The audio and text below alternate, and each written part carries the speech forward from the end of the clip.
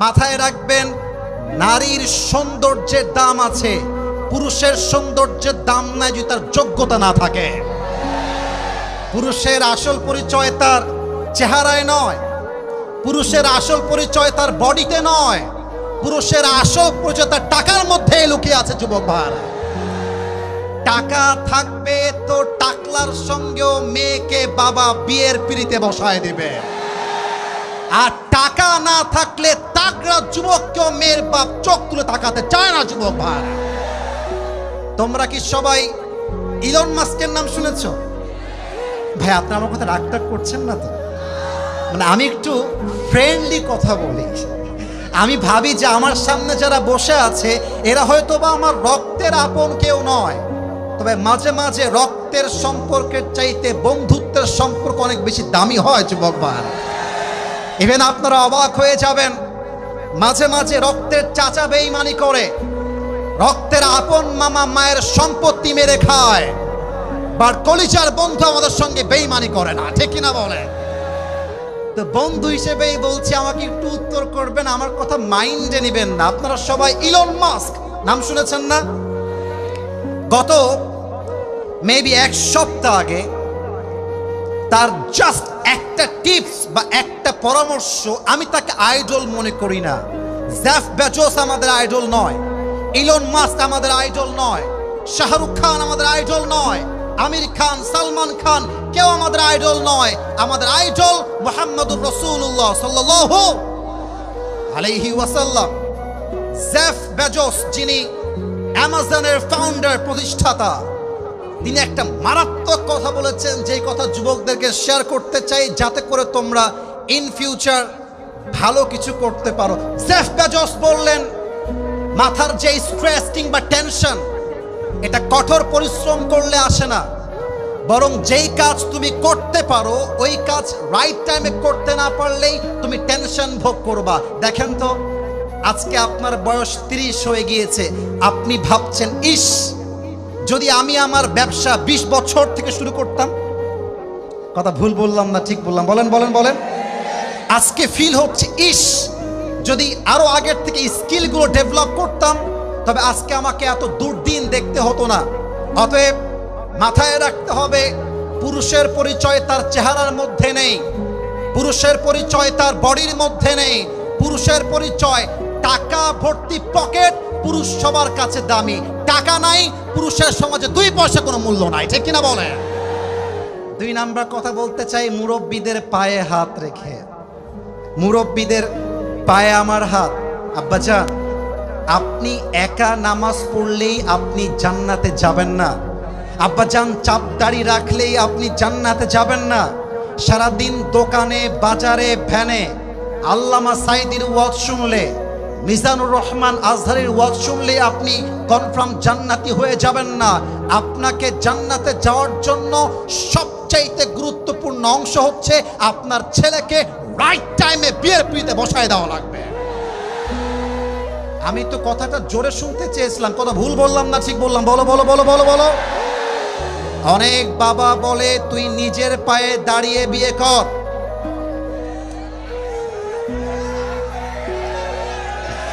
আব্বাজান, নিজের পায়ে দাঁড়াইতে দাঁড়াইতে যুবকের যৌবন যে নষ্ট হচ্ছে, এর প্রত্যেকটা দায়ভার কিয়ামত আপনাকে বহন করতে হবে। আর একটা কথা বলতে চাই, রাস্তাঘাটে চলতেছো, মেয়ে পছন্দ হয়ে গিয়েছে বিয়ের জন্য, সোজা গিয়ে বিয়ের প্রস্তাব দিয়ে দাও, কোনো ভয়ের কারণ নাই। এখন বলবেন, হুজুর আপনি কি এই মাহফিলে শুধু বিয়ের ওয়াজ করতে আসছেন? No no no no no, the time is coming, আমি তাফসীর করব। Let me give you an example. একটা উদাহরণ দিচ্ছি। রাস্তায় মেয়ে দেখেছো, হারাম প্রেমের জন্য নয়, হালাল বিয়ের জন্য প্রস্তাব দিবা। অপশন 2টা, হয় মেয়েটা অ্যাকসেপ্ট করবে, যদি অ্যাকসেপ্ট করে তাহলে তো মাশাআল্লাহ, শাদি মুবারক। আর যদি অ্যাকসেপ্ট না করে, কষ্ট পাওয়ার কোনো কারণ নাই, সে তোমাকে ছাকা দিয়ে একটা বিয়ে করবে। তুমি বেটা মরদ মানুষ, বেটা মানুষ, ও বিয়ে করবে একটা, তুমি 4টা বিয়ে করে দেখায় দেবা। পুরুষ মানুষের ছাকা খাওয়ার কোনো ওয়ে নাই। মেয়েদের জন্য একটা বিয়ে জায়েজ, পুরুষ মানুষের 4টা বিয়ে জায়েজ। ছাকা খাইলে মেয়েরা খাবে, আমাদের কোনো ওয়ে নাই। যুবক ভাইরা, অনেক যুবক ফোন দিয়ে বলে, হুজুর আমি আত্মহত্যা করব, অমুক মেয়ে আমাকে ছেড়ে দিয়ে চলে গেছে, স্বামীর ঘরে সংসার করছে, একটা বাচ্চা হয়ে গিয়েছে। আরে বেটা, ও একটা বিয়ে করে একটা বাচ্চা পয়দা করছে, তুমি চারটা বিয়ে করবা, চারটা বইয়ের চারটা বাচ্চা পয়দা করবা, ঠিক কিনা বলে? আমি বলছি না চারটা বিয়ে করতে হবে, আমার কথা একটাই, চরিত্রহীন মেয়ের জন্য আমার ক্যারিয়ার নষ্ট হবে না। আমাকে আমার বাবার মুখ উজ্জ্বল করতে হবে, আমাকে আমার মায়ের মুখ উজ্জ্বল করতে হবে। আমার বউ তো সে হবে না যে টিকটক করে বেড়ায়, আমার বউ তো সে হবে যে উলঙ্গ হয়ে রাস্তাঘাটে নেচে বেড়ায়। আমার বউ হবে সেই বউ যে ফাতেমার চরিত্রবান হবে, ঠিক কিনা বলে? 3 নাম্বার মেসেজটা দিয়ে আমি আমার তাফসীর পেশ করতে চাই। বলেন তো সবাই, আজকে কয় তারিখ? মাশাআল্লাহ মাশাআল্লাহ। আপনারা খেয়াল করেছেন কিনা এটা আমি জানি না, তবে 5 আগস্টের পূর্বে আমি নিজের চোখে দেখেছি, এখানে আমার মুরব্বীরা হয়তো বা এই বিষয়ে আমার সঙ্গে একমত পোষণ করবেন, তাফসীর মাহফিল করতে গেলেই পুলিশের পারমিশন নেওয়া লাগতো। আচ্ছা, আমি কি ভুল বললাম না ঠিক বললাম? বলেন আপনারা সবাই। ডিসির দরবারে যাও, মেয়রের দরবারে যাও, আবার লিস্ট দেওয়া হতো অমুক অমুক কথা বলা যাবে না। আজকে এই দেখেন, যুবক ভাইরা, মুরব্বীরা, মিডিয়ার ভাইরা, এই কথাটা আপনারা, অনেক মিডিয়ার ভাইরা আসছে তাই না? আজকে অনেকে আসছেন, সবাইকে বলবো আপনারা এই বগুড়ার মাটির এই কথাটা কার্ড দিয়ে পুরো বাংলাদেশ দেখাবেন। আমি আবরারুল হক আসিফ আজ 1 সেপ্টেম্বর বগুড়ার শিবগঞ্জের ইউনাইটেড কলেজ ডিগ্রি কলেজের মাঠে ওয়াজ করছি। আমার ওয়াজে, আমার তাফসীরে কারো যদি দ্বিমত থাকে, কারো যদি বাধা দেওয়ার শক্তি থাকে, আসেন, আমার মাইকটা আপনাকে ছেড়ে দিলাম, আপনি কেড়ে দেখান। আপনি যদি কাটতে আসেন, খোদার কসম করে বলছি, আপনার 14 গোষ্ঠীর বংশ হয়ে যাবে বগুড়ার। আমি বাংলার মানুষের জন্য একটা মেসেজ দিয়ে আমার তাফসীরে ফিরতে চাই। এবার যে বাংলাদেশে ইসলামের রাজ কায়েম করার সুযোগ এসেছে, আগামী 12 বছরে আসবে কিনা সন্দেহ রয়েছে। আমরা একটা কথা বলতে চাই, আগামী বাংলাদেশে আমরা কোনো নারীকে প্রধানমন্ত্রী হিসেবে দেখতে চাই না। আর একটু জোরে বলেন, আর একটু জোরে বলেন সবাই। 2 নাম্বার দাবির কথা বলে শেষ করতে চাই, আগামীর বাংলাদেশ, এমন এক প্রধানমন্ত্রী আমাদের বাংলাদেশে হবে, যেই প্রধানমন্ত্রী পার্লামেন্টে দাঁড়িয়ে বাংলার পক্ষে যেমন কথা বলবে, সেই প্রধানমন্ত্রীর যোগ্যতা এতটা হাই হবে, সেই প্রধানমন্ত্রী চাইলে জাতীয় মসজিদ বাইতুল মুকাররমে দাঁড়িয়ে জুমার খুতবা দেওয়ার যোগ্যতাও রাখবে বগুড়ার ভাইরা। জাতীয় মসজিদ বাইতুল মুকাররমের জুমার খতিব যদি হয় দেশের প্রেসিডেন্ট, সেই দেশে কি আর সুদ থাকবে?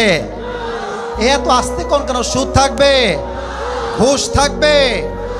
আমরা বিএনপি বুঝি না, জামাত ইসলাম বুঝি না, জাতীয় পার্টি বুঝি না, চরমনায় বুঝি না, হেফাজত বুঝি না।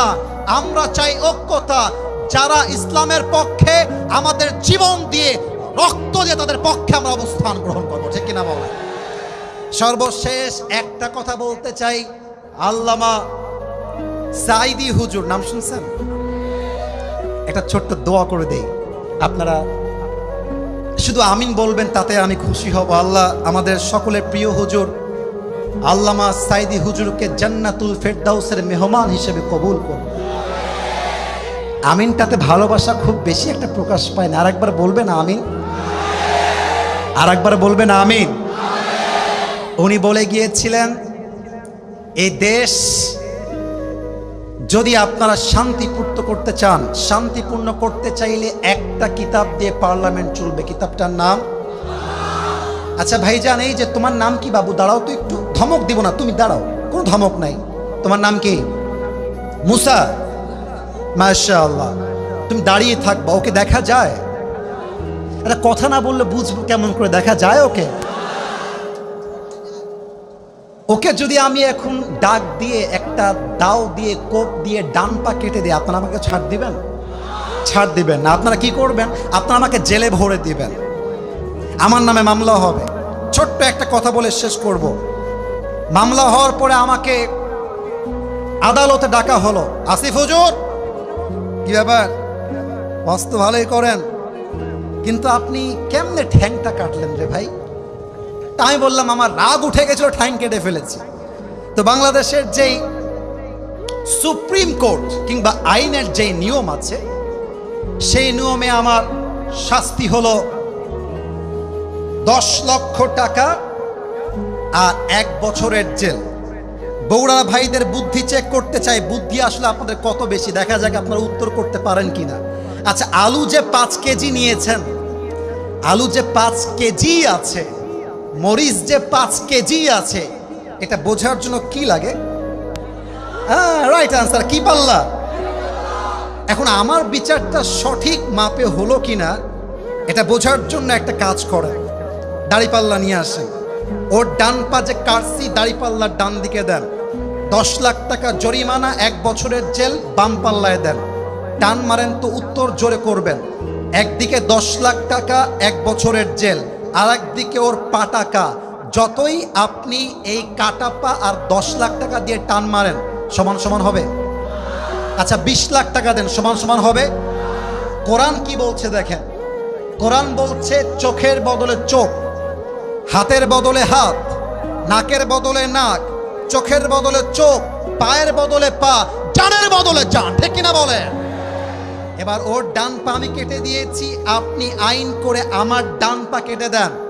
দাড়িপাল্লার ডান দিকে ওর ডান পা দেন, দাড়িপাল্লার বাম দিকে আমার ডান পা দেন। এবার টান দেন, দেখবেন দুইটা সমান সমান হয়ে গিয়েছে। ওয়ামান হাকামা বিহি আদালা।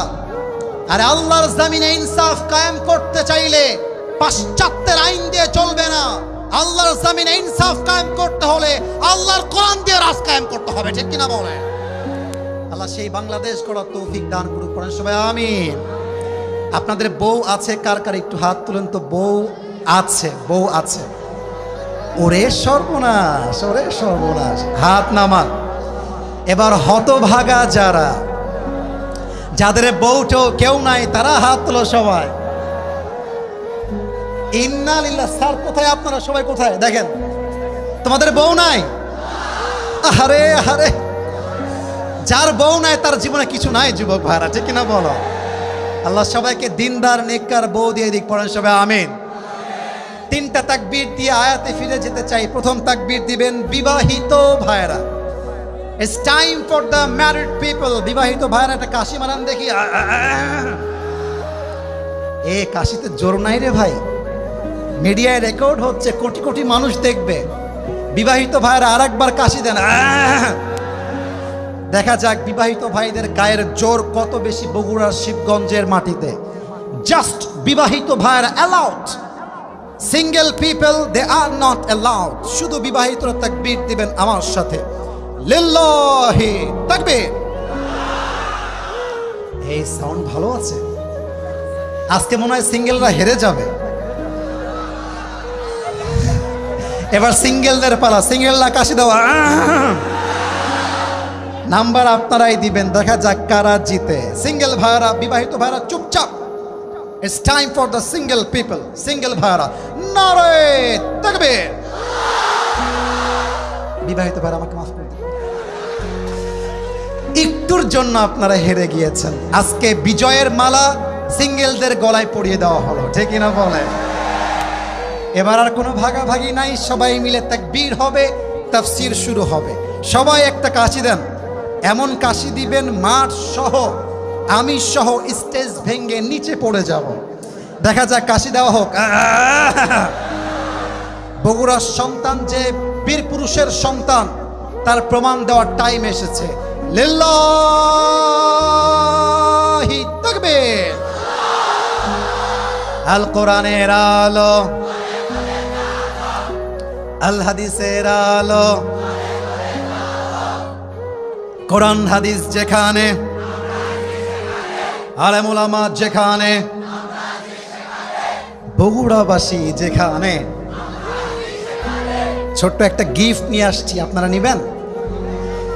আমি আমার নিজের একটা আতর নিয়ে আসছি। আমার সিজনের প্রথম মাহফিল আজ দিয়ে বগুড়া দিয়ে শুরু হয়েছে। এই আতরটা আমি যে কাউকে গিফট করতে পারি, শর্ত একটা আমি সামনে রাখলাম আপনাদেরকে আকর্ষণ করার জন্য।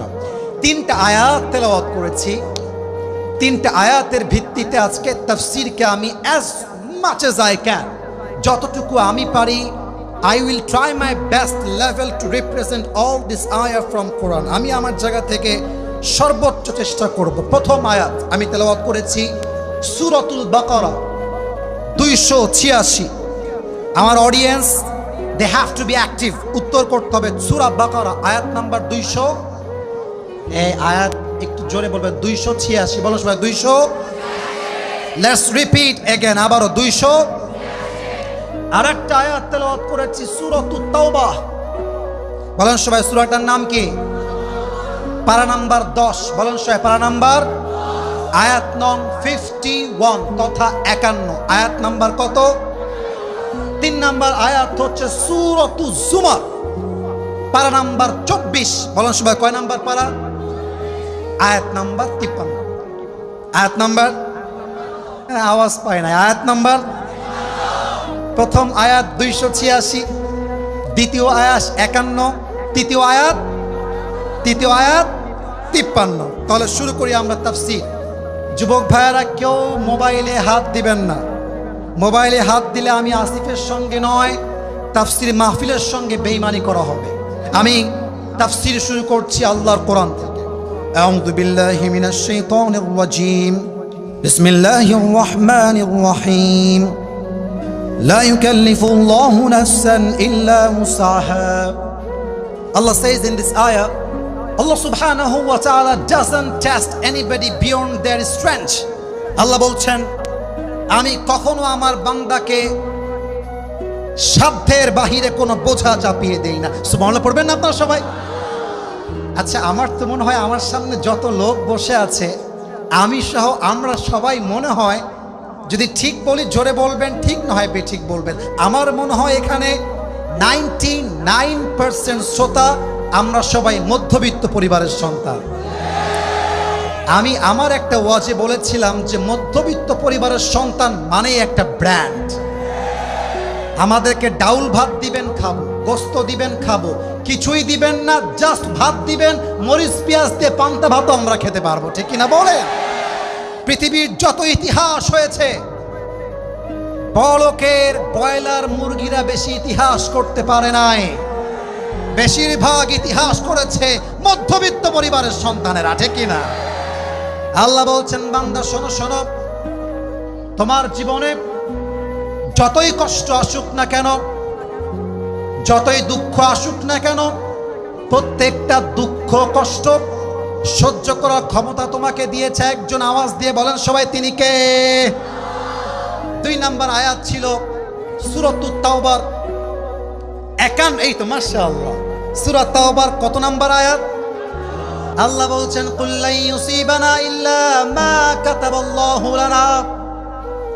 আমি আবার তেলাওয়াত করছি, আল্লাহ বলছেন, কুল লা ইউসিবানা ইল্লা মা কাতাবাল্লাহু লানা। বান্দা, তোর ভাগ্যে যা লেখা আছে তা আসবে, তোর ভাগ্যে যা লেখা নাই তা আসবে না। পুরো দুনিয়া তোর ক্ষতি করতে চায়, আল্লাহ তোর পক্ষে আছে, কেউ তোর একটা চুল পায় করার ক্ষমতা রাখবে না, ঠিক কিনা বলেন?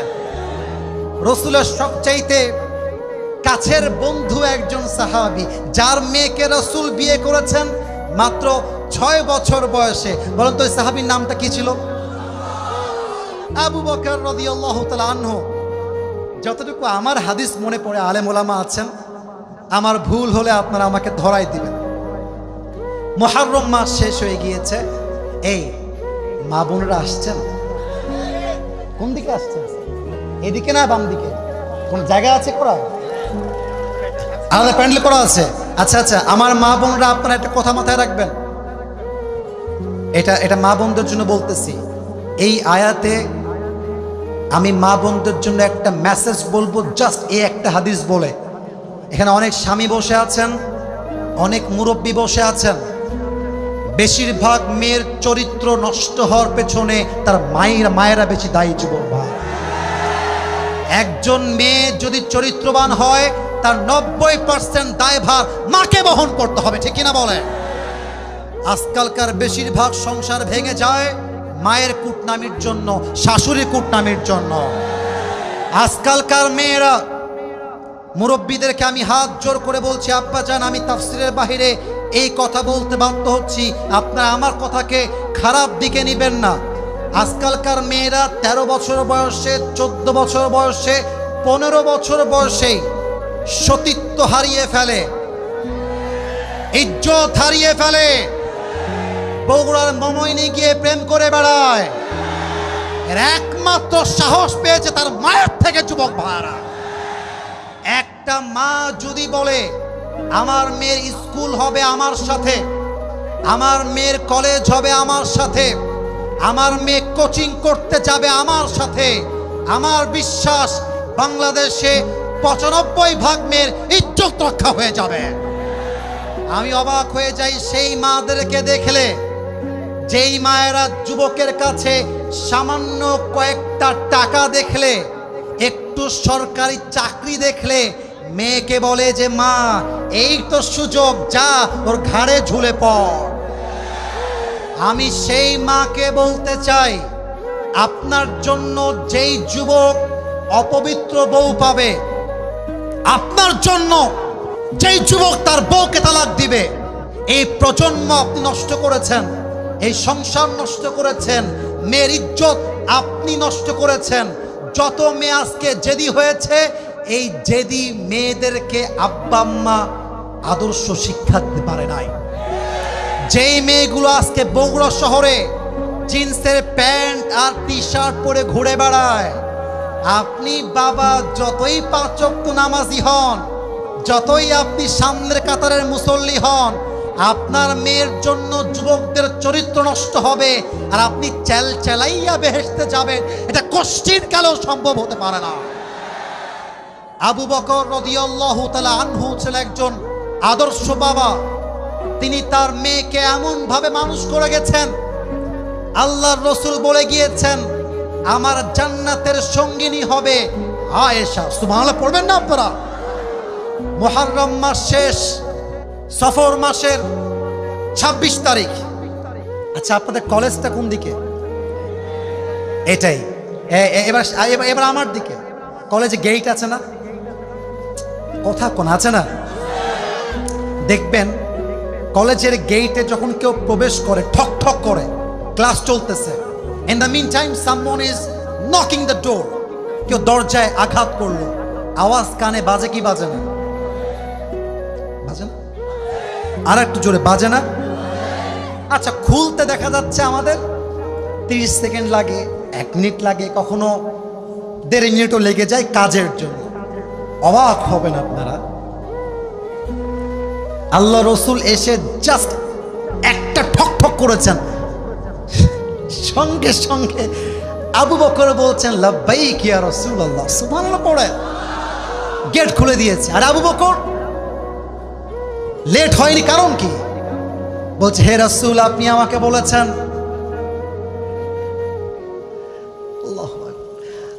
আপনি আমাকে বলেছেন যে আমি আপনার হিজরতের সাথী হব।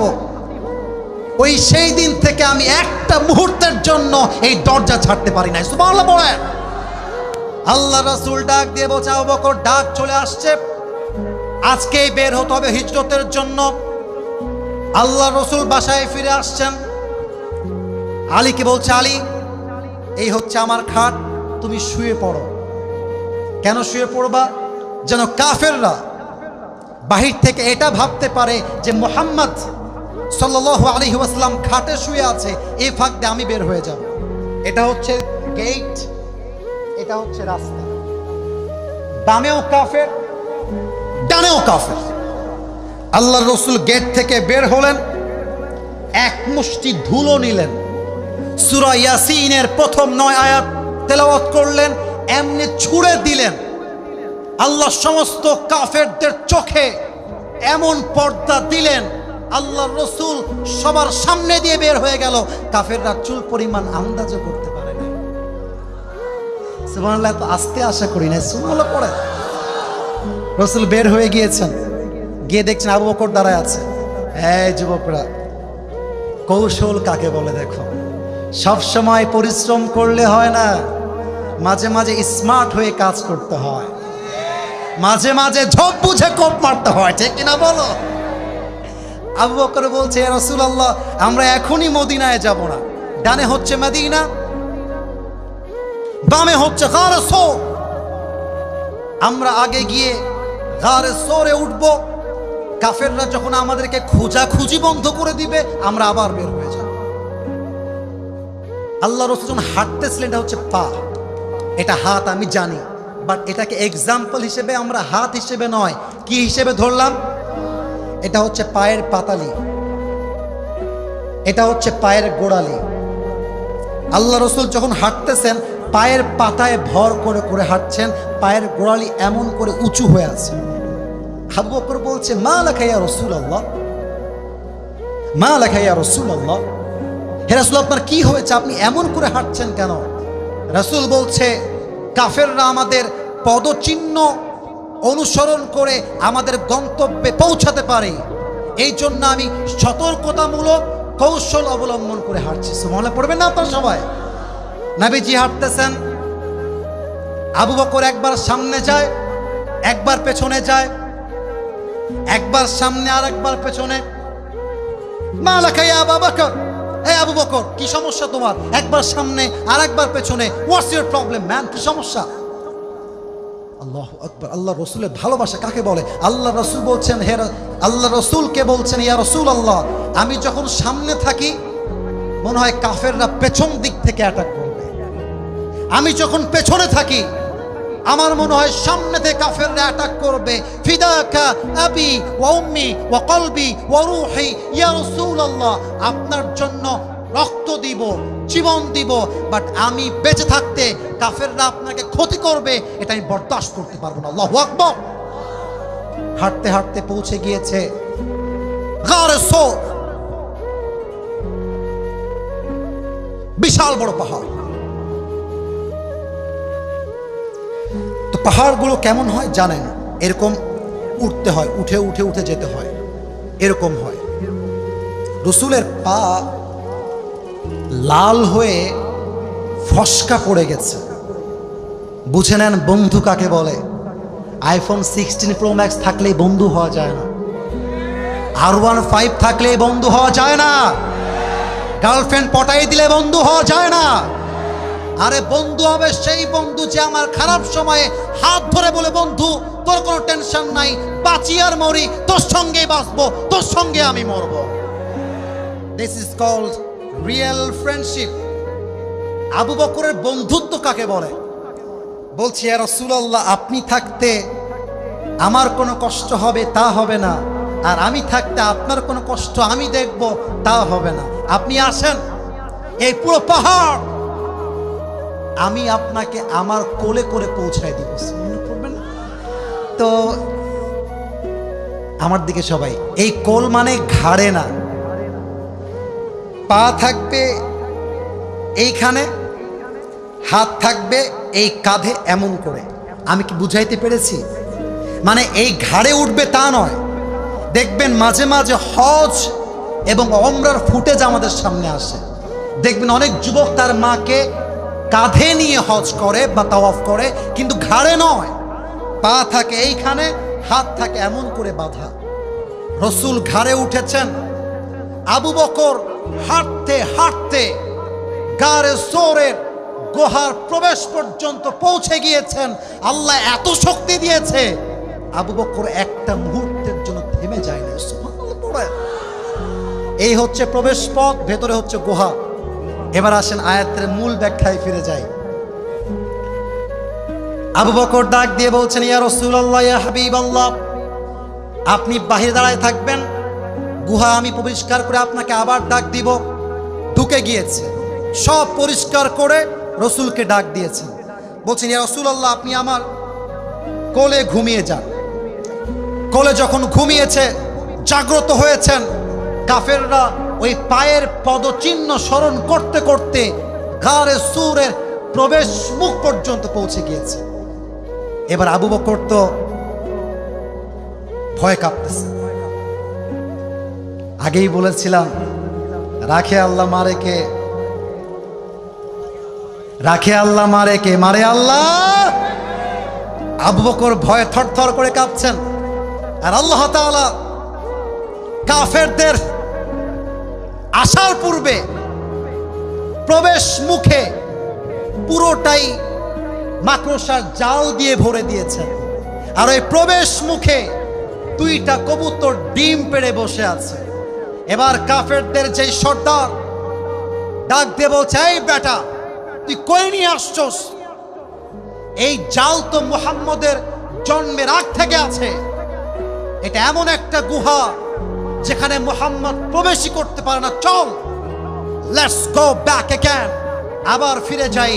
আল্লাহর রাসূল বলছে, আবু বকর টেনশন করবা না, লা তাহজান ইন্নাল্লাহা মা'ানা, ভরসা হারিও না, টেনশন করো না, আমরা একা 2 জন নেই, আমাদের 3য় সাথী আছে একজন। আওয়াজ দিয়ে বলেন সবাই, তিনি কে? বাস, কাফেররা সেখান থেকে ফিরে গেল। রসুলের 1 চুল পরিমাণ ক্ষতি করতে পারে না। অতএব একটা ব্যাখ্যা করেই এই আয়াতকে শেষ করতে চাই। লাস্ট আয়াত বলেই দোয়া করব। প্রবাদ বাক্য আছে, শেষ ভালো যার। বগুড়াবাসী লাস্ট বাক্য আপনারা বলবেন, শেষ ভালো যার। আগামীতে যখন আমরা ইসলামের রাজ কায়েমের কথা বলবো, আমাদের উপরেও হুমকি আসবে, ধামকি আসবে। আমাদের সকলের প্রিয় ডক্টর মিজানুর রহমান আজহারি হুজুর 2020 সালে যখন সেই সময়ের আওয়ামী শাসন চলছিল, আওয়ামী লীগের ধর্মমন্ত্রী বললেন সে জামাতের প্রোডাক্ট, তাকে বিভিন্ন মিথ্যা ব্লেম দিয়ে দেশ ছাড়তে বাধ্য করা হয়েছিল। উনি দেশ ছাড়ার পূর্বে তার অফিসিয়াল ভেরিফাইড পেজে একটা পোস্ট করে গিয়েছিলেন, কারো মন্তব্য আমার গন্তব্য ঠেকাতে পারবে না। তারা তখন তাকে বিদায় করেছিল, কিন্তু আজহারি কিচ্ছু বলেন নাই, নির্বিচারে জুলুম সহ্য করেছেন, মাতৃভূমি ত্যাগ করেছেন। কিন্তু আল্লাহ সময়ের চাকা ঘুরিয়ে দিয়েছেন। যারা তাকে 2020 সালে বাংলার মাটির থেকে বের করতে বাধ্য করেছিল, তারা আজকে ভারতে পালিয়ে গিয়েছে। আজহারি মালয়েশিয়ার থেকে বীর পুরুষের বেশে বিজয়ের বেশে বাংলাদেশে ফিরে এসেছে, ঠিক কিনা বলেন? আল্লামা সাইদি হুজুরকে তারা রাজাকারের ট্যাগ দিয়েছিল। আল্লামা সাইদি হুজুর তার সন্তানের জানাজায় এসে হাতে কোরআন নিয়ে বলেছেন, 1971 সালের রাজাকারের কোনো কাদা মাটি আমি সাইদির গায়ে লাগে নাই, লাগে নাই, লাগে নাই। আজ তিনি শহীদ হয়ে গিয়েছেন, তবে তিনি প্রমাণ করে গিয়েছেন যে আল্লাহর জমিনে আল্লাহর রাজ কায়েমের কথা বলে তারা জীবন দিতে পারে, রক্ত দিতে পারে, শহীদ হতে পারে, কিন্তু তারা বাতিলের সামনে তার মাথাকে নত করতে পারে না, ঠিক কিনা বলেন? অতএব আমি আসিফ বলতে চাই, আগামীতে আবার জুলুম হবে, এই আয়াত মাথায় রাখবেন। সূরা তাওবার 51 নম্বর আয়াত, যদি আল্লাহ তোমার সঙ্গে থাকে, দুনিয়ার সমস্ত বেঈমানরা মিলে তোমার 1 চুল পরিমাণ কোনো ক্ষতি করতে পারবে না। আর যদি আল্লাহ তোমাকে বিপদে ফেলতে চায়, কোনো বাপের ক্ষমতা নাই তোমাকে বাঁচাবার, ঠিক কিনা বলেন? সর্বশেষ আয়াতের তাফসীর করে, তাফসীর তো না, জাস্ট তরজমা বলে পুরস্কার দিয়ে দিব। সূরাতুজ জুমার কত নাম্বার আয়াত? মাশাআল্লাহ, আমি জাস্ট ট্রান্সলেট করব, তরজমা। আউযু বিল্লাহি মিনাশ শাইতানির রাজীম। قل يا عبادي الذين أسرفوا على أنفسهم لا تقنطوا من رحمة الله إن الله يغفر الذنوب جميعا إنه هو الغفور الرحيم.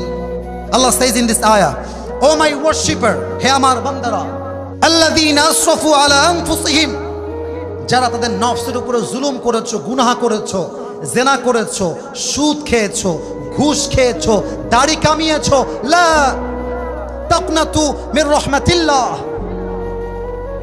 never lose hope from the mercy of your Lord, রবের রহমত থেকে নিরাশ হয়ে যেও না।